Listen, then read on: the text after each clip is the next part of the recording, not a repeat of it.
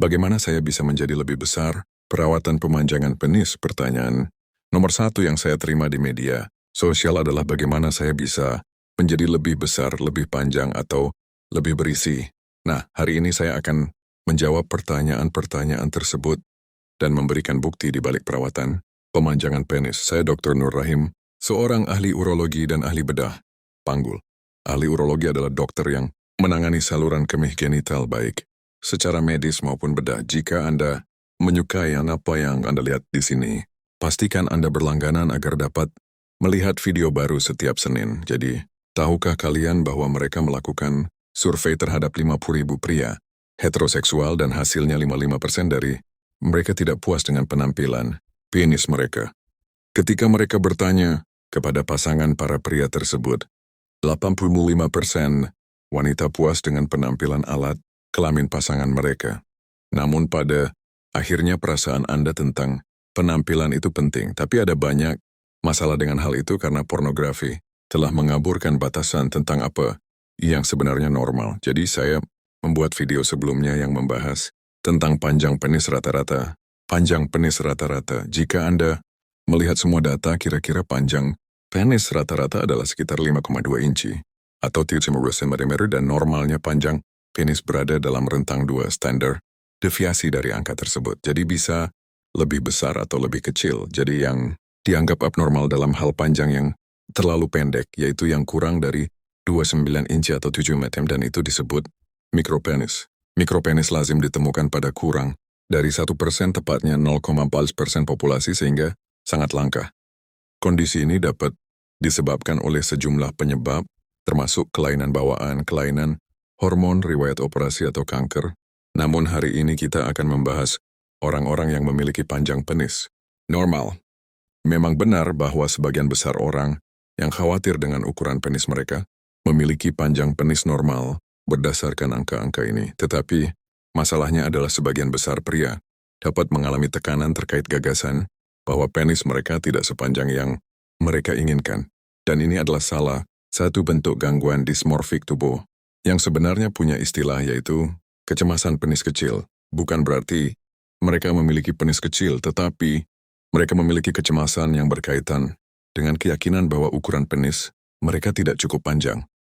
Definisi ini menunjukkan bahwa orang-orang memiliki preokupasi atau obsesi terhadap ukuran penis mereka yang membuat mereka menghabiskan lebih dari 1 jam sehari untuk memikirkannya. Dan sebenarnya sebagian pria ini bisa sangat tertekan sehingga mempengaruhi aktivitas sehari-hari mereka. Dan beberapa di antaranya bisa berakhir di rumah sakit karena obsesi yang berlebihan atau bahkan memiliki keinginan bunuh diri. Ini bukan lelucon, ini serius. Ini bisa menimbulkan komplikasi yang sangat serius bagi banyak orang. Jadi saya pikir penting untuk membicarakan hal ini karena ini adalah bagian dari kesehatan pria. Masalah utama lainnya dengan masalah ini adalah jika Anda mencari di Google bagaimana cara memanjangkan penis saya, Anda akan dibanjiri dengan banyak sekali situs web dan informasi yang mungkin terpercaya atau tidak. Banyak orang akan pergi ke luar negeri atau mencari penyedia layanan kesehatan tanpa izin untuk melakukan hal-hal yang dapat berakibat fatal. Jadi jangan lakukan itu.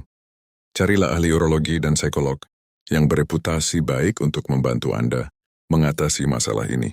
Saya juga akan mengawali sisa informasi yang akan saya bagikan pada video ini dengan memberitahu Anda bahwa Sexual Medicine Society of North America menyatakan bahwa prosedur untuk memanjangkan penis atau meningkatkan ketebalannya tidak direkomendasikan dan dianggap eksperimental kecuali dalam konteks seseorang yang memiliki penis mikro. Jadi hal-hal yang akan saya sampaikan sudah ada dalam literatur urologi dan memiliki beberapa data pendukung. Namun sebelum melakukan hal-hal ini, harap konsultasikan dengan ahli urologi yang memahami hal-hal ini.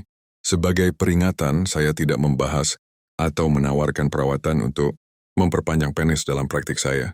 Tetapi karena ini adalah topik yang sangat penting, saya terus maju dan melakukan penelitian untuk Anda. Terdapat 2 kategori pilihan perawatan yang tersedia bagi orang-orang yang menderita kecemasan atau tekanan akibat penis kecil karena keyakinan bahwa penis mereka lebih kecil dari normal.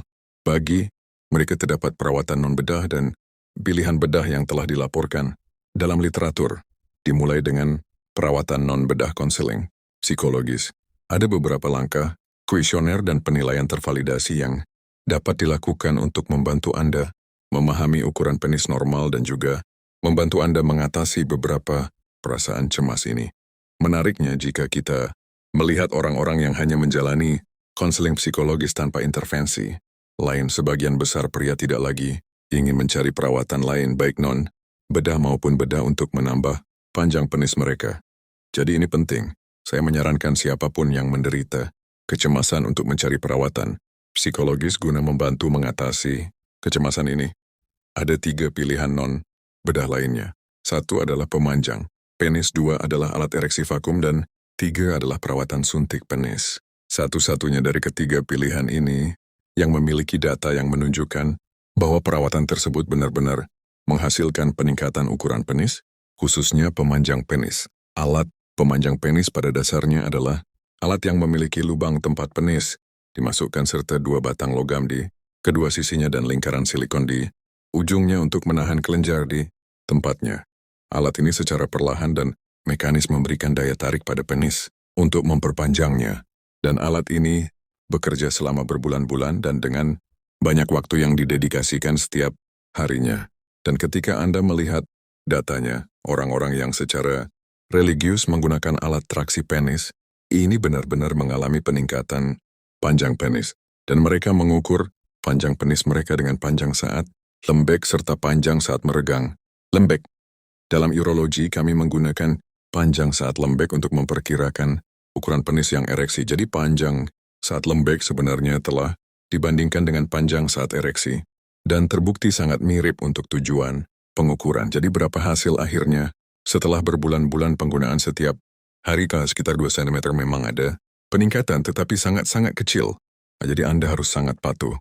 Lakukan ini setiap hari selama beberapa jam sehari untuk mencapai efek yang diinginkan. Selain itu ada beberapa komplikasi. Ini bisa berupa mati nasab, maimer, atau bahkan kurangnya efektivitas. Anda bisa menghabiskan banyak waktu melakukan ini dan tidak merasakan manfaatnya. Jadi inilah satu-satunya hal yang telah terbukti dalam literatur memberikan hasil yang baik secara konsisten dengan efek samping yang sangat rendah. Pilihan lainnya khususnya alat ereksi vakum tidak menambah panjang penis sama sekali. Dan terakhir suntik penis. Ada sejumlah jenis suntik penis yang telah dicoba dan digunakan dan banyak diantaranya menimbulkan komplikasi yang parah. Jadi saya tidak merekomendasikan suntik penis. Bahkan minggu depan saya akan membahas sedikit tentang sejarah suntik penis dan jenis suntik penis apa saja yang telah dilakukan orang baik dengan hasil baik maupun buruk. Sekali lagi, saat ini data yang ada belum cukup kuat untuk merekomendasikan suntik penis jenis apapun. Dan seperti yang telah saya sebutkan, Anda dapat mengalami komplikasi yang parah hingga 40 tahun setelah mendapatkan suntik penis. Jadi, mohon jangan menyuntikkan apapun ke dalam penis Anda. Mengenai perawatan bedah, banyak pilihan bedah yang telah dibahas dan ditulis dalam literatur. Salah satu yang paling umum adalah sayatan ligam suspensori, yaitu penis, yang diikat ke tulang pubis, yaitu tulang tepat di depan penis Anda oleh sebuah ligamen. Dengan melepaskan ligam tersebut, Anda dapat menambah panjang penis, namun tindakan ini bukannya tanpa komplikasi. Ada juga sejumlah teknik lain yang menggunakan berbagai flap grafik dan bahkan tulang rawan, tulang rusuk untuk membantu menambah panjang penis Anda. Dan semuanya secara keseluruhan memiliki hasil yang buruk dan tingkat kepuasan yang rendah. Studi yang benar-benar memberikan hasil pada operasi-operasi khusus ini belum dilaporkan secara ketat. Jadi saat ini, kami tidak dapat merekomendasikan operasi untuk menambah panjang penis Anda yang tidak bebas dari berbagai komplikasi. Satu-satunya waktu yang tepat untuk menjalani operasi pemanjangan penis adalah dalam konteks uji klinis. Apa itu uji klinis? Uji klinis adalah uji klinis yang dilakukan di sebuah institusi yang memiliki Dewan Peninjau Institusional atau IRB.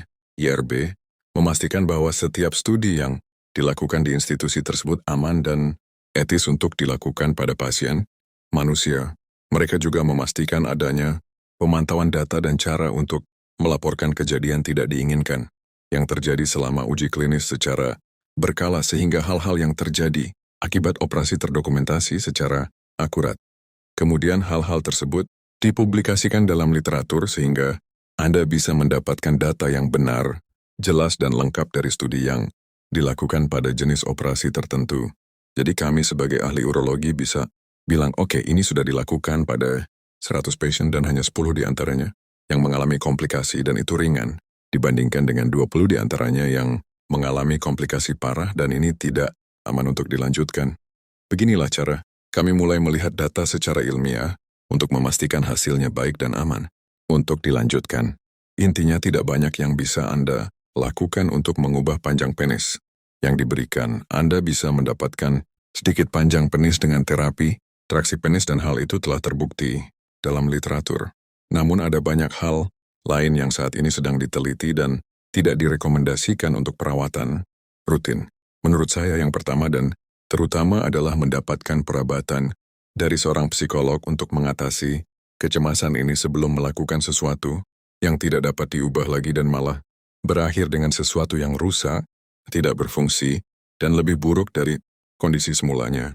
Terima kasih banyak telah menonton dan pastikan Anda bergabung dengan saya minggu depan Senin saat saya membahas tentang suntik penis dan apa saja efek, samping dan komplikasi yang mungkin terjadi pada pasien yang telah menyuntik penis mereka atau disuntik dengan berbagai zat. Dan selalu ingat untuk menjaga diri sendiri karena Anda berharga. Ya.